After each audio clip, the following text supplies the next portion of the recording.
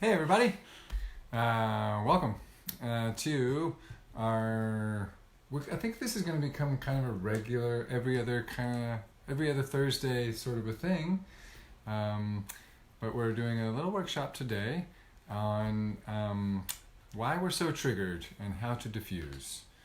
And in case you don't know, I'm Nathan M. McTagg, and this is my partner and fellow co-founder of the Center for Emotional Education, Natalie Christensen. And we're going to be your hosts today on this odyssey of brain processing. Yeah, and just to give you a sense of who we are, in case that doesn't ring any bells for you, for 12 years we've been helping the world's most powerful women to radically improve those particular dynamics or relationships that, despite all their prowess and strength and wisdom and like badassness, they can't quite figure it out. It's kind of like this little thorn in their side.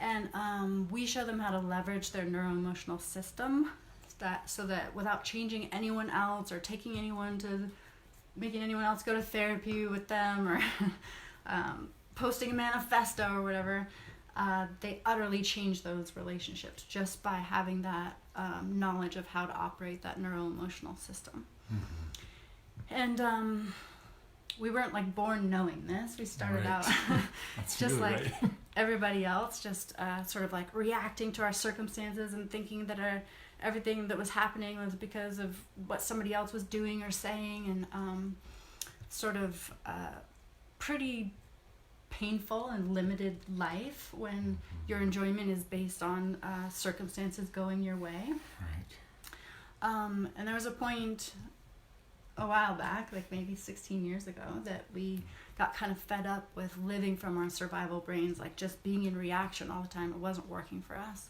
So we began to research and practice, and eventually we became experts on how the brain works with regard to emotions. So now we aren't just like sitting ducks, victims of our survival reactions to our circumstances. We live empowered, rich lives. Mm-hmm. And we help our clients and our students do the same. Yeah. And that's part of what we're doing here today.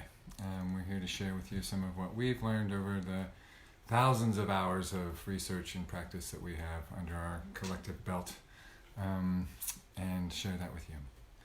So we want to relate this a little bit to the live that we did a couple of weeks ago. For those of you who were there, it was called, well, whether you were there or not, it was still called Why Emotions Suck, and four key things to do about it. For those of you who were tuned in, you'll remember. If you haven't seen that one, I would encourage you to go to my Facebook page and check it out. It's got a lot of really great information in it. But when you see it, you'll know, and if you've seen it already, perhaps you'll remember that a lot of what we were talking about then was how we got wired for emotion, and how that set us up to have to be more sensitive to episodes of feeling in uncomfortable emotion, and so how that would make any time of feeling sad more painful, or any time of feeling angry more triggering. And a lot of that has to do with the wiring that we have, or that we were given and programmed into our brains as we were growing up and maturing, as a result of the parenting we got. So as a result of all of that, our system tends to see emotion as an emergency, and a lot of us have been programmed to respond to that emergency from a survival reaction place rather than from an emotional processing place. We were also taught to stuff our emotion, and so a lot of us are carrying just loaded reservoirs of emotion with us, just waiting and needing release. And also, as a result of the training we got, we have weak emotional processing muscles, and so again, any amount of processing that our system asks us to do is more difficult than it would be otherwise, or than it can be if you have an opportunity to reprogram this and develop better skills for processing your emotions. Yeah. I think of us as like all kind of like with that kind of wiring that most of us got as kids, where we're in our survival brains in terms of emotions, like we're like this sensitive paranoid ball that's like, like, don't trigger me, don't trigger me, that's so triggering. And so we're triggered because we're triggered. You know what I mean? Like we're prone to it. We're susceptible to it. We're like just like Velcro waiting for triggers to stick to us, you know? Like, and it's not our fault. We just got set up that way. Yeah. And there's a certain amount of that would be the case no matter what. Even if you had an ideal upbringing, even if your parents were very attentive, there's still emotion, say, from your birth or from traumatic moments that landed as traumatic because of how they were responded to, but moments where you didn't get emotional support. And so any of those kinds of things would result in us having emotion that's in us, waiting to get out and becoming that Velcro that you're describing, where issues stick to it. Yeah, a lot of us think that the way triggering works is that we're just walking along in our merry life, and then somebody comes at us or a situation comes up and they make us feel a particular way. So like somebody comes at you and you're like, they're making me feel so annoyed, or like, they made me feel so embarrassed. Like, and the sense that we have is that that feeling was over there in that person, and then they just gave it to us. Now we have it. And so our only choice is to keep an eye out for those kinds of people in those situations, and then like inoculate ourselves against them. Like, make sure we don't go around that person, or make sure we don't go into that place or places like that, or don't go out after dark, or like we just have no choice but to start editing out what we think are triggers. But what we're finding more and more, and this is sort of a radical concept, but bear with us. We're giving this a lot of thought. And research. Yeah. What's actually happening is that most of us, all of us, are holding emotion, because emotion happens every day. And whatever emotion occurs for us that doesn't come out stays in. So you imagine yourself walking around, it's like you have this big basket that's full of emotion. And because we're so driven toward health, there's like this innate desire to find balance. Because that's true, when that emotional load reaches a critical mass, we subconsciously then look around or manifest situations or interactions that resonate with this big basket of feelings. So then we can say, this is a good reason to have these feelings, and then pour the big basket out. Like, finally, like, here's this reason, now I can pour my feelings out. The feelings they don't care what the situation is, as long as it resonates. So, really what's happening is you're walking along with some embarrassment or some annoyance already on board, and then you bump into that person that you find so annoying, and they put you in situations that you feel embarrassed in. And so that gives you access. The gift of it is that it gives you access to those feelings that are in and trying to come out. And most of us go, those feelings are here, that person gave it to me and I don't like it, and then try to get it back in. Yeah. Right. Yeah. Yes. I think of it too, we use this analogy a lot with our clients as though in each human there are two cups. And we borrowed this from Pam Leo, who wrote Connection Parenting, but we've kind of developed this concept a little bit more.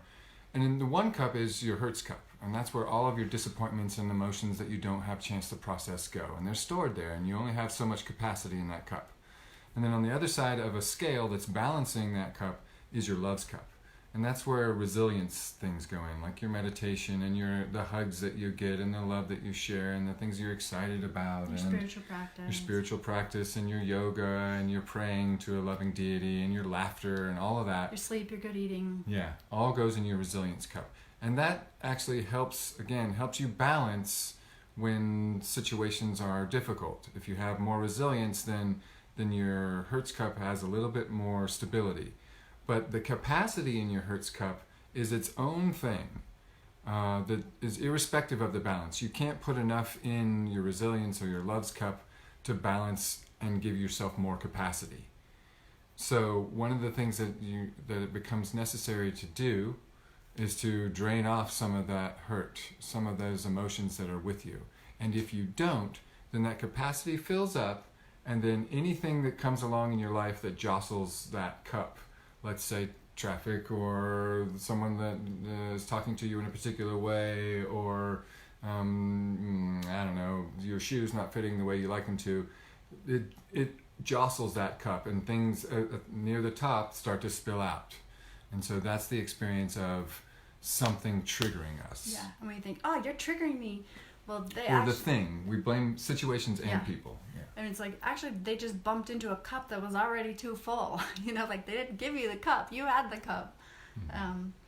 If you're having a hard time accepting this or wanting to believe this, because it just feels so real that a situation or another person is giving you the feeling. Yes.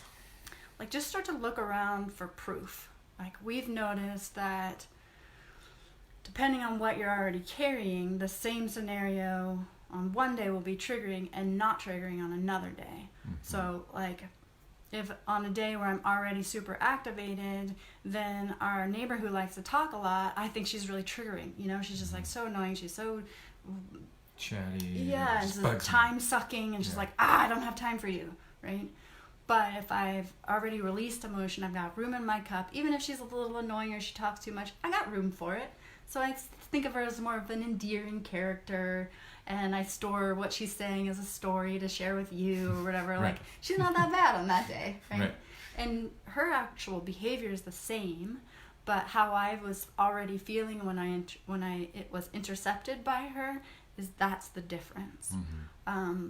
Like some days, like you said, well, I'm triggered by being ignored. Is that true? Because some days you maybe want to slip into the office, you got some stuff going on, you hope nobody notices you so you can get to your desk and like just get going on some stuff. On that day, you actually like being ignored. Mm-hmm. So mm-hmm. It's not, the trigger is not stable.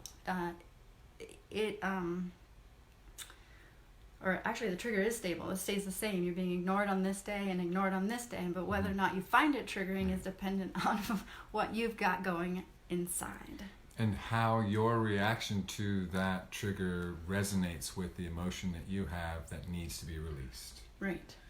So if you're carrying some anger, then you're more likely to see traffic as something over which to be angry about. Right. Mm-hmm. Yeah. We call this the feelings to issues continuum, and I'm just going to touch on this really quick because this is a whole workshop in and of itself. But on one end, you have things that happen, and those would be issues. And then on the other end of that same spectrum, you have how you feel about that. And sometimes, especially in the experience of being triggered, those overlap.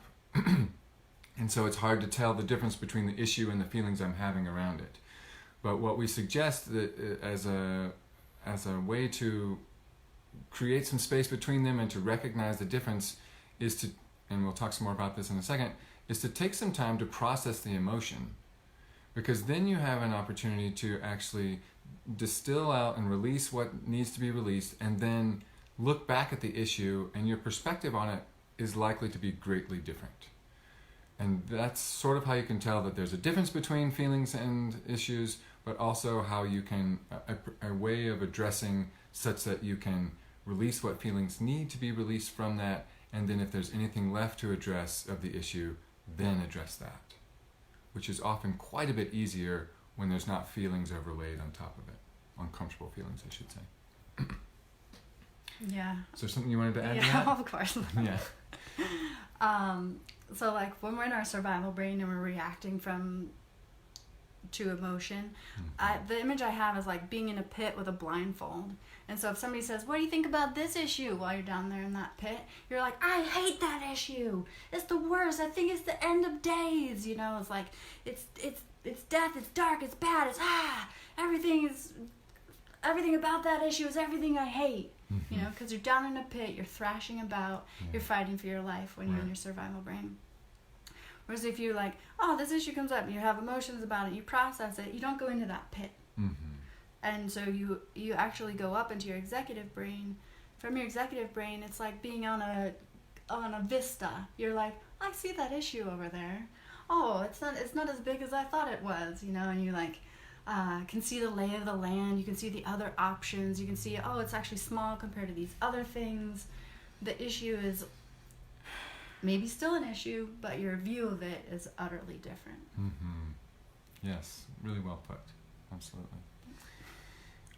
So when you get to a situation where you recognize the trigger for you is very intense, or if it's long lasting, you remain triggered long after the event, and or you are frequently triggered at a high level by the same thing, these are clear indicators that what you're dealing with is a backlog of historical emotion that is co-opting this issue to get a huge release. And the stored content is something that you can access it each time there's a trigger. Each time, let's say you have a huge storage of anger, and you're frequently finding yourself getting angry, and maybe really angry, and maybe over something that doesn't seem like it should be that inspiring of anger. Then that's an indicator that you have more material there to work with, and each time you get triggered, you have an opportunity to release some of that, and each time you give yourself space to really let it out, then you get to release more. And each time you decide to do emotional processing instead of fixing the issue right away, then you have a chance to do even more healing around that historical content. Then, of course, there's work that we do. A lot of our coaching and some of our other modalities are designed to help support folks to do healing at the original sources of that historical content.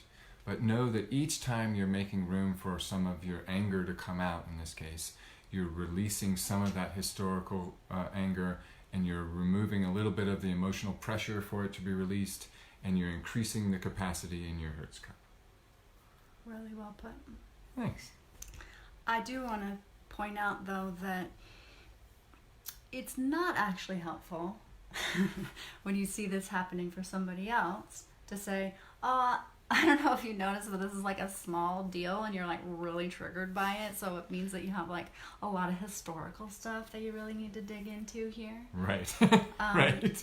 Because when you are triggered, you don't have that rationale. You don't have that up on a vista perspective to go, oh, I see there's all this historical trauma here, no wonder I'm upset. You actually think, no, this issue is actually really a problem for me. Mm.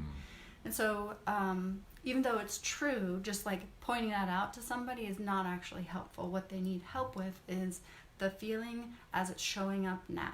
Mm. So like, here's the feeling on the surface, and by being with them and helping them process that, you help pull out that historical trauma. You don't have to tell them that's what you're doing. And in fact, if you did, it wouldn't be that helpful in that moment. Right. One of the ways we refer to this, especially with parents, but we also do it with partners, is to let the issue be the issue.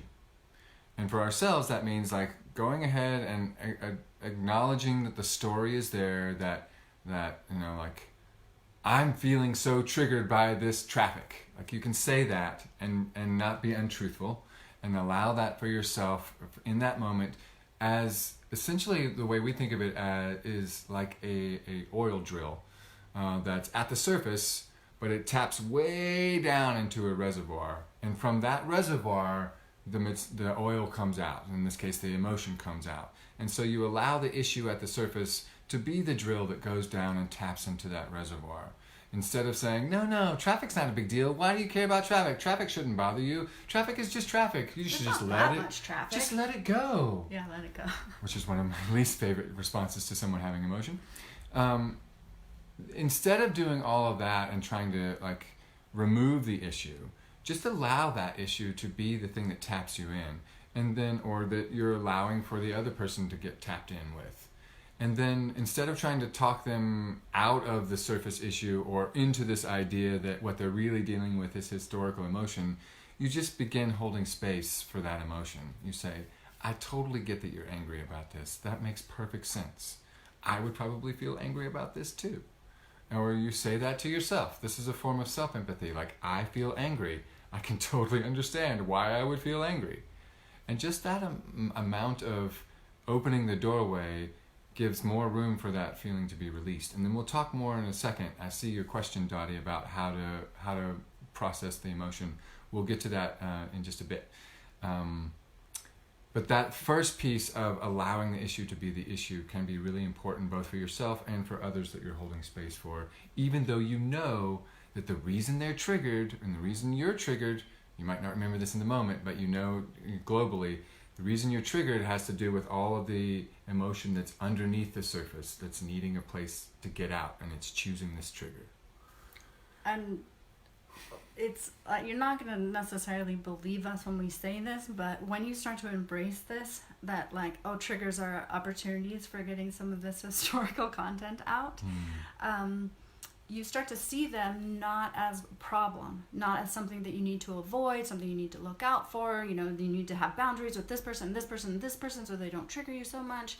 Instead, like, I just the other day was like, had some nascent feelings of crabbiness or whatever, and I could tell they needed to come out, but I didn't really have an issue. And it's like, now I think of that as like, darn it, I don't have an issue right now, but I think like something happened, like the computer is acting up, which is one of my perfect activators, like, I'm not getting good tech support or whatever.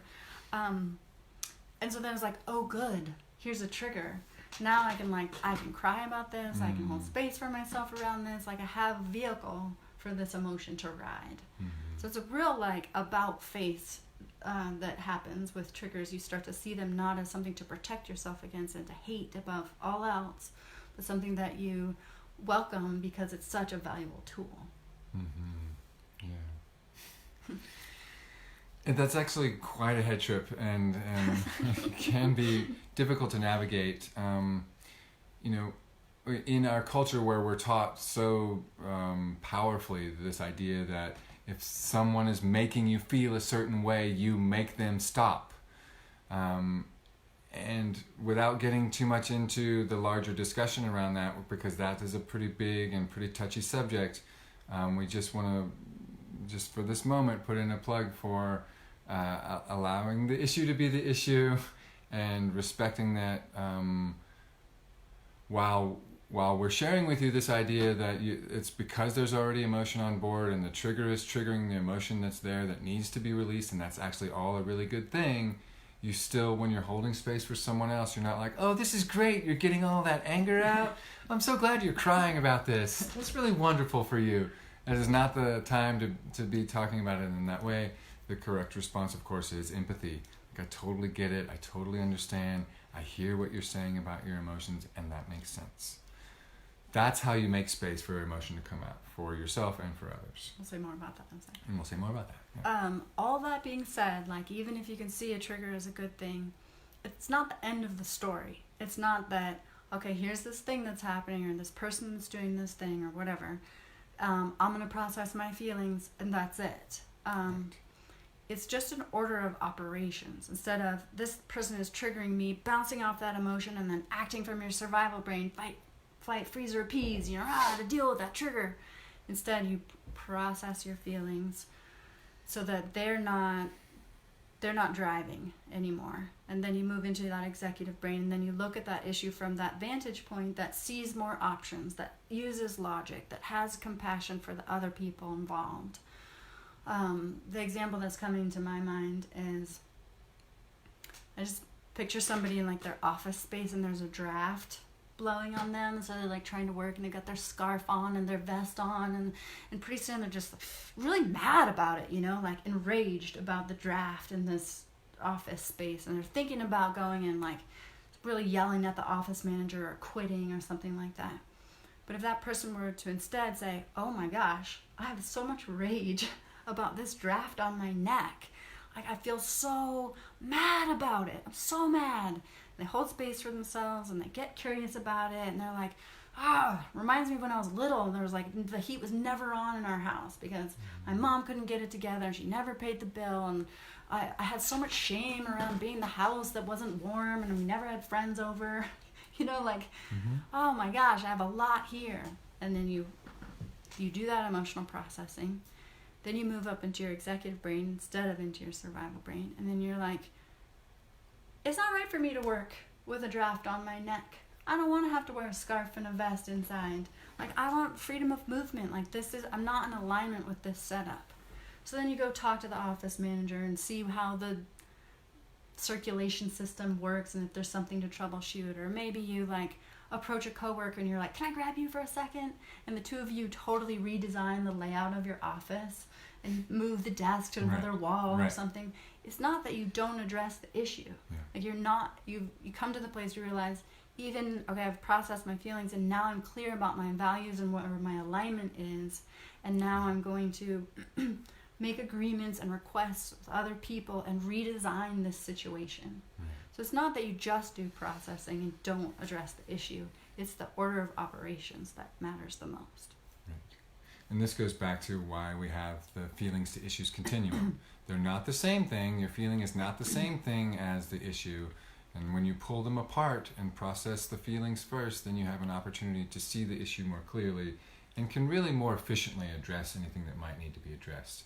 Oftentimes, once the feelings are processed, you recognize maybe there's nothing to address. But if there is, then you have better self-management, you have better self-awareness, you have better access to your creative problem solving. You also can be more empathetic for the other people around you in terms of addressing it. There's lots of proclivities that you get back that make it way easier to deal with any issue after you've processed the emotion. And that's a nice place to segue into, if you don't do that, if you just try to fix the issue and ignore the feelings or make it such that, or carry on with the idea that if I fix this issue, then I won't have to feel these feelings, then two things tend to happen. One is, if you're trying to do that for someone else, here, let me fix it, that'll make you feel better. You're often met with, nah, like, that is not going to fix it. How dare you? That is not the problem here. And don't you try to tell me that. You're gaslighting me. And like, a lot of more emotion is often going to come out because the emotional system reads that as someone trying to stop the flow. And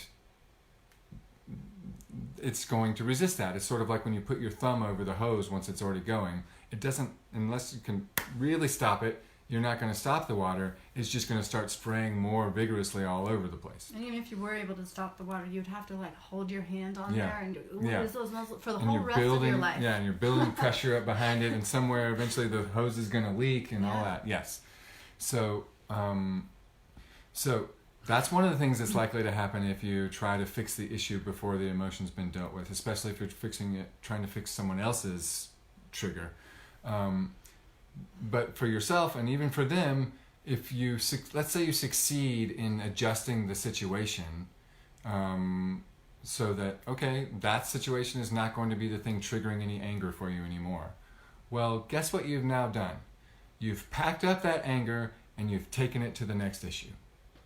It's just going to be with you in that basket or in the cup. It's still filling up your capacity. You're still running out of room in that cup because you didn't make an opportunity to release some of that while you had the chance around this trigger.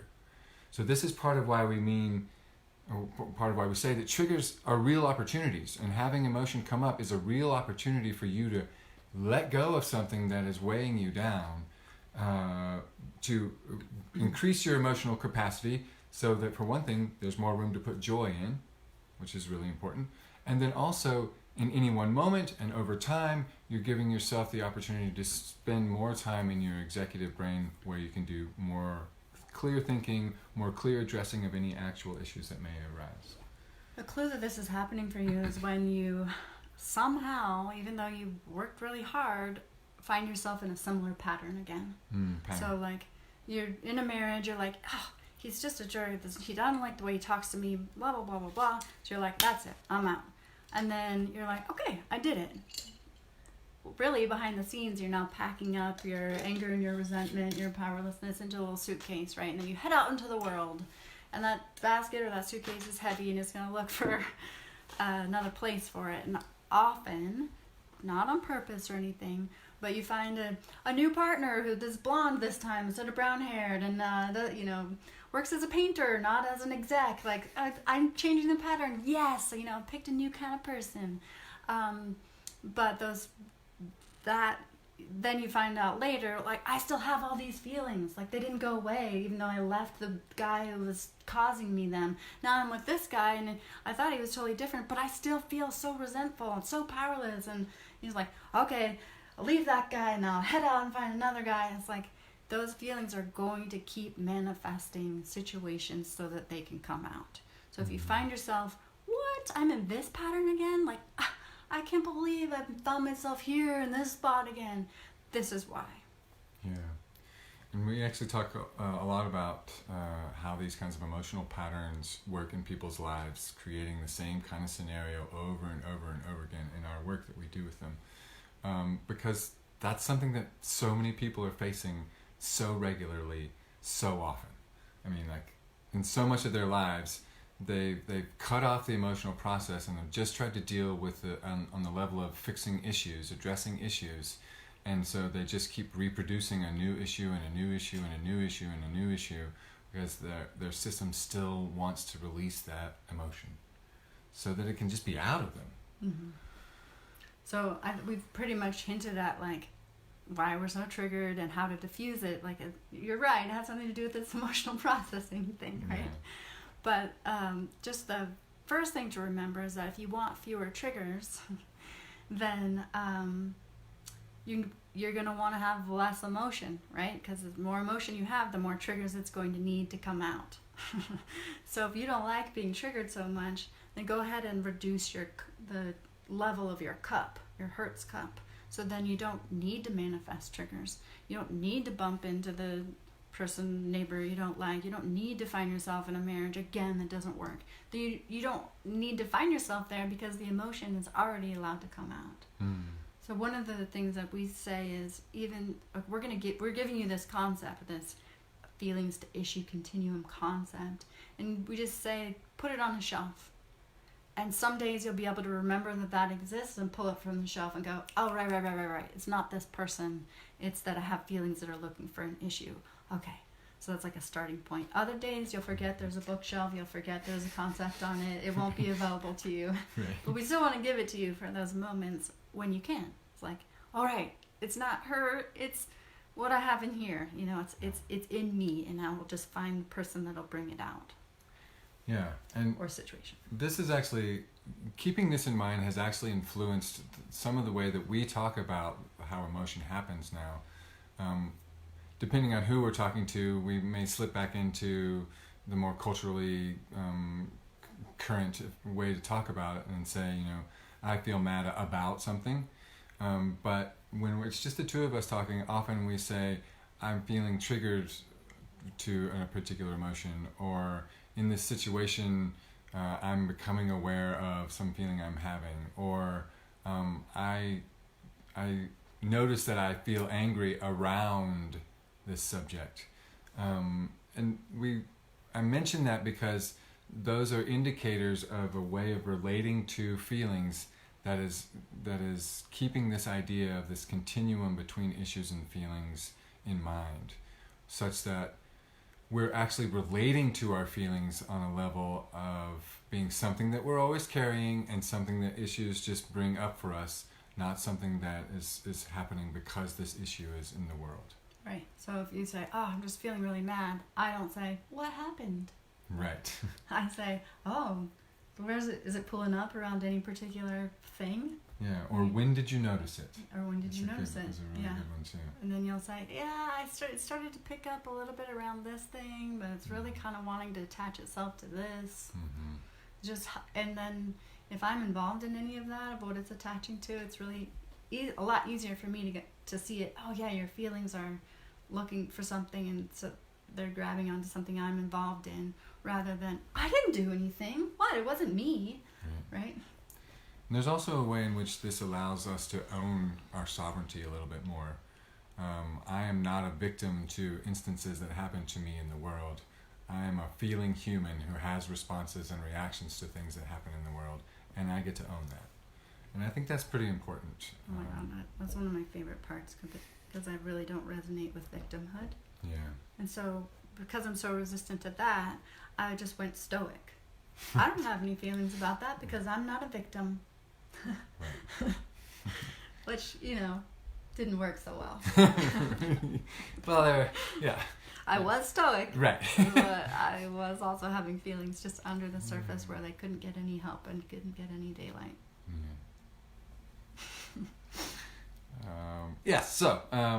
Sorry, feeling a lot of compassion for you around that and some empathy right now.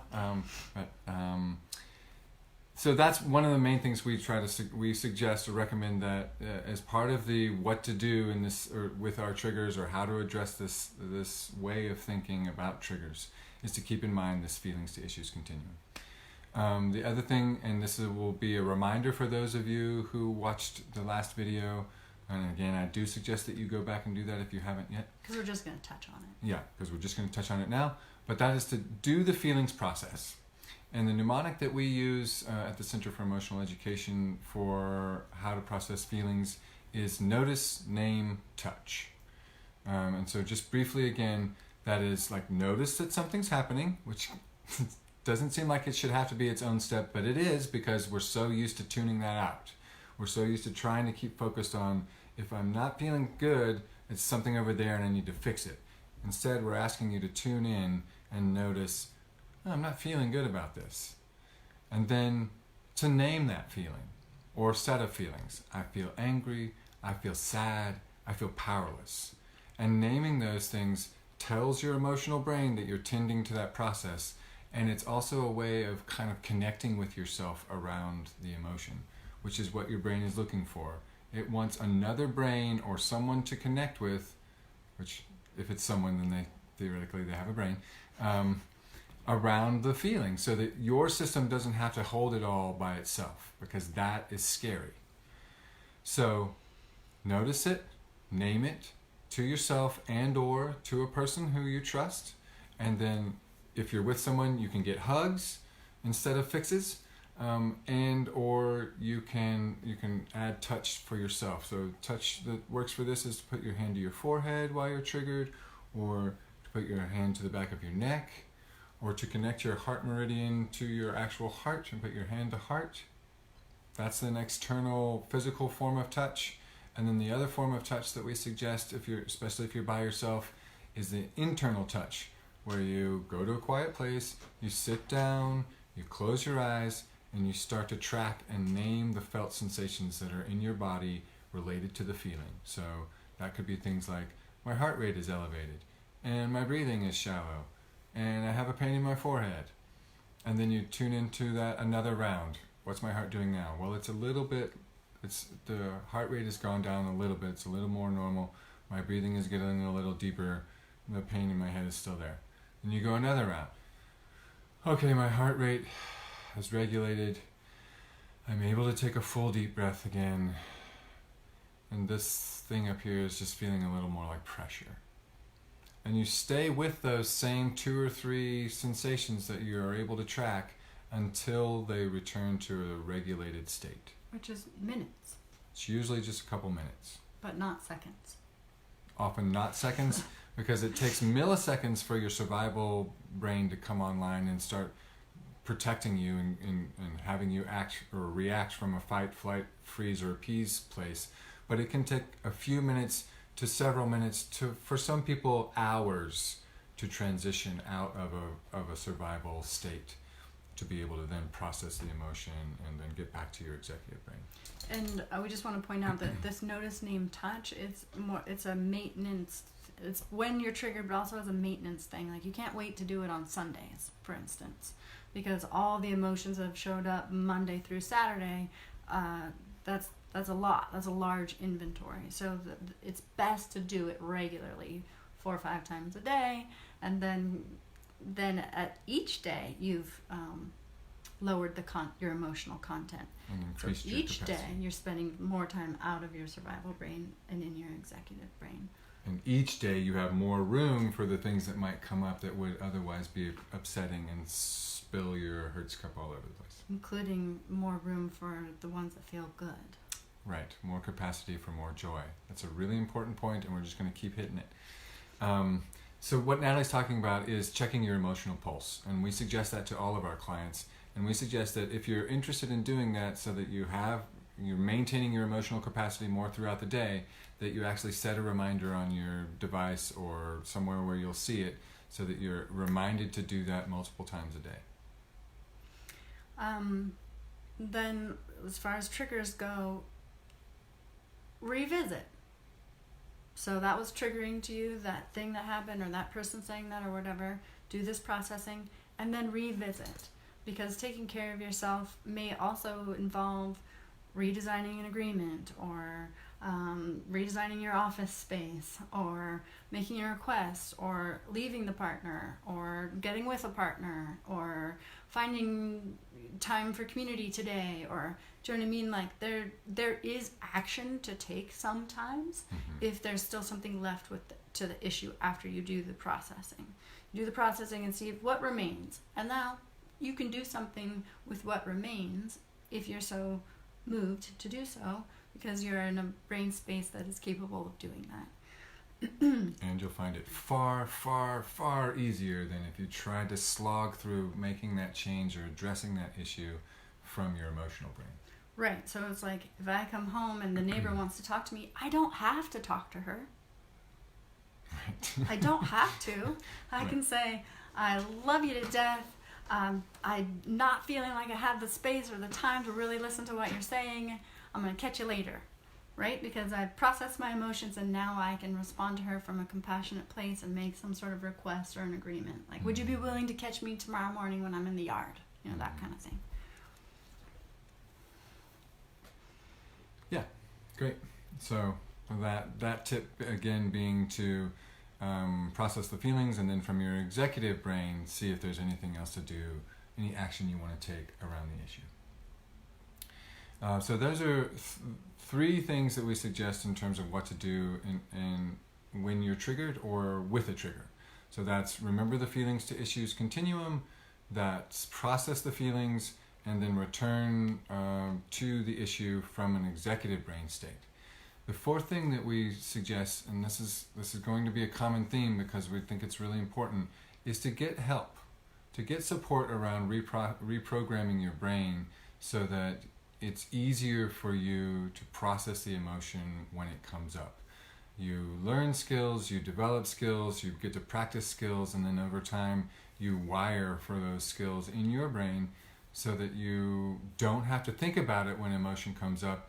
You just naturally slide into the process of making room for them, releasing them, re-regulating, and returning to your executive brain. And part of why it's important to get support around that is because you spent however old you are that long programming your brain for how it currently processes.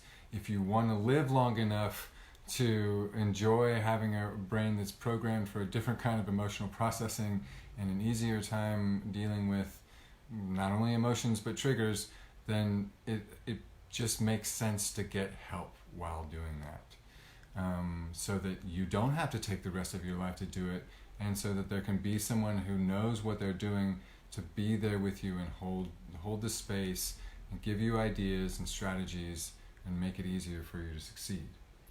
Yeah, and some of you may not know this, but our longer programs, like our year-long program, we both hold you. So like you Nathan you bring your gifts, I bring my gifts, and it's sort of like should I use my pizza metaphor? Sure. I've been thinking about this. So there's something called I don't know if it's called this, the spring back. So you're going to watch this video and you're like, oh my God, mind blown, I got it, yeah. So you go out into the world and maybe you do remember all of these things and like that's amazing, but then the next day there's some spring back, right? You get pulled back into the shape that your brain remembers best. Explain to them what the spring back is. Yes, the dough. So part. every Saturday night we make pizza at our house, and She makes it. Okay. It's amazing. When you're rolling the dough, you need to do like 3 pushes in each direction, because just one push, there's spring back. And so it's like you barely rolled it at all. So you gotta push, springs back, you push again, springs back a little less, push again, and you keep it up.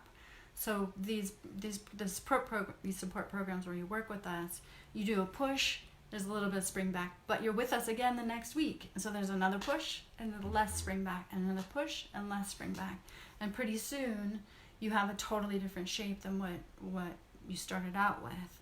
If you're just left to your own devices, you go, and you stretch it, and then it springs back, and you're like, I can't do it. It just doesn't work, or I don't remember what I was supposed to do. So having us with you, we get that pizza dough rolled way out. And I just want to tag on real quick that part of that is that you have an experience, and then you have information from that experience, and then you get to relay that to one of us, and you have time to then you hear back from us, okay, well, let's tweak it this way, let's do that, and then we send you off with another experiment, and you get information from that, and then you return. And so there's this natural process that happens of giving information and learning something new, and then applying it, and then learning something new and applying it, such that becomes a practice. And then you're not just relying on what you know and on being in a part of your brain that remembers the knowing, but you're actually wiring it in so that even when you're triggered, it happens, whether or not you remember, I know I'm supposed to think about this trigger in this way, and then remember the feelings to issues continuum, and then go over here and process the feelings. When you're triggered, it's really hard to remember that. So part of getting support is having someone with you who can help you through the process of reprogramming your brain. Yeah, because part of what you're... sorry to interrupt. No. What we're hinting at, but we're not explicitly saying, is that in a support session with us, we remember all of this stuff. Right. So you show up, we do emotional processing with you. You maybe don't even notice that it's happening. And so then you move into a brain state, and that's like this fertile ground. Then we drop a concept in. And so it actually lands, versus being triggered, getting a book, reading it, I think I got it, and then trying to do it on your own. We are working it into you. And you don't necessarily notice. You just know that you feel better at the end of the call, and you know that when something else happens like that, you have a different way of approaching it somehow, But that being said, and that's all awesome, but what we're currently super excited about is this retreat that's coming up in May. Right. Because changing shape is so wonderful, but who doesn't like a huge boost, So we think of this week together where we're doing this processing concepts, all within this really safe space so that you're not in your survival brain. It's kind of like, giving somebody a boost. I think of it as each person putting their foot in our hands, and then we're launching them forward so much further forward quickly, so that when they hit the ground back in their life, the progress is huge, and then they can keep the stretching, but they got that initial huge boost forward. Yeah. And part of the way we look at it is, over the course of our year-long program, you have, in addition to other sessions that you have with us, about 22 hours of just coaching around this stuff. So the way that I've been thinking about it, at least personally, is that when you come with us to this retreat, which is 7 days in the beautiful location on the Big Island of Hawaii, where we will, we make sure that you get fed well, we make sure that you have beautiful experiences, we also make sure that it's an absolutely safe container, and you have unparalleled access to the two of us during the whole course of the week. Well, you get way more than just 22 hours of coaching from us around it. And like Natalie said, the year-long program we devised to be a year-long program because we know that rewiring your brain and having it stay rewired is a long game, and we want to be with you for a big portion of that game, so that by the end of that year you've really moved a long way in terms of reprogramming. But what this intensive week is about is for those people who want to get further faster, and they don't want to necessarily wait for the whole year to really get some traction under themselves in terms of how to operate their emotional processing system, and rewiring this stuff. So like Natalie says, it's a huge boost for those of you who are either just entering this work or who've been at it for a while and really want to make faster progress going further. Because that's often what happens is we have clients that are like, okay, I'm jazzed. And so now I want to take this and apply it here, like to these areas where they had totally given up. You know, like, well, there's nothing you can do about this situation over here. They have success rewiring with regard to these emotions or whatever in this area, and they're like, help me apply it here. You know, like your mind starts to expand. Like, if it's possible here, it's possible on a bigger scope and a bigger scope. Oh my gosh. Oh, now I'm able to actually dream of a totally different life that I thought was too big of a dream. And the other thing that's really interesting about the retreat, I think, is that you have access to us walking with you through it. But then when something comes up, let's say we're working with you and you get triggered, then we have an opportunity to do that processing with you, to actually be with you in the process that you're trying to learn while you're trying to learn it at its most necessary point of learning. And then we also have the opportunity to, like, let's say part of what we cover during the course of the week is how to hold space for someone else. So you get to actually practice that with us standing right nearby to be like, okay, well, what if you try this a little bit instead? Or what if you, like, the next time, you know, what if you, or how about this piece? Or what about a little more empathy here? Or okay, hold off. Don't say anything, just wait. You know, we get to actually be there with you to make sure that even in the practicing of it, you're learning it at a level that you know that when you come away from the week, you've gotten so much hands-on support in terms of how to do the actual things that you're not in that state where so many of our clients are for so long of, am I doing it right? Did I do it? Oh, I think I did it. Oh, I didn't do it. Shoot. Okay, well, how do I do it next time? Yeah. You know? And so you get to come out at the end of that week with like a super succinct and potent form of training around how to actually do what we're talking about. What it reminds me of is, like, often clients will say, can I just have like an earpiece in my ear when I go to my high school reunion, and like have your voice in my ear, like helping me remember all of this stuff? That's what this is. It's like, instead of an earpiece, we're like in this gorgeous setting in Hawaii together. Right. Yeah, but we're installing our voice in there so that you'll be able to hear it in those moments when you need it most.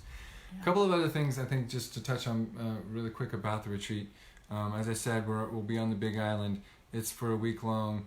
In May. It's in May. The first starts May 3rd through May 10th. We're staying at a really beautiful kind of Swiss Family Robinson kind of retreat center. So we both have the experience of being actually in the jungle of Hawaii, but also, you know, well cared for, and there's like lovely organic meals that we'll be serving twice a day, and there's a flower essence session that's going to be available for each participant, and massage that's available for each participant, and opportunities to go to the beach, and opportunities to potentially swim with dolphins. And so there's a whole range of really pleasurable and delicious elements that are sort of like the atmosphere in which we'll be doing this really deep, potent work. So you get this really nice, I think, parts of like rest and relaxation and living the aloha life, but also doing some of your deepest, most transformative work of your lifetime. And it's going to be really fun.